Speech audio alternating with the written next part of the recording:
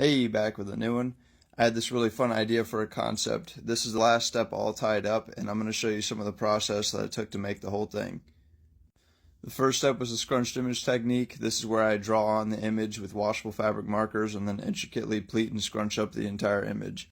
Once the image is all smushed together, I tie it up with kite string to keep it all in place and to keep the shirt damp so that the dye doesn't bleed everywhere. Once that step's done, I take it to the garage to be dyed. This particular part of the process can take anywhere between 3 to 8 hours depending on how intricate the design is and how large the piece is. But dyeing the style is probably the most time consuming because of how careful I have to be. Once that batch is for a day and I wash it out, I go back in and fill in the rest of the piece. This piece had a 20-point mandala on the front side and the back side in between the neckline and the sleeve area, which is usually pretty difficult because of all the tension from the sleeve. Then I did some Kenny style filler for the rest of the piece. Here's a close-up of me dyeing the Kenny style filler on this. I usually leave this part out because it's really awkward to film.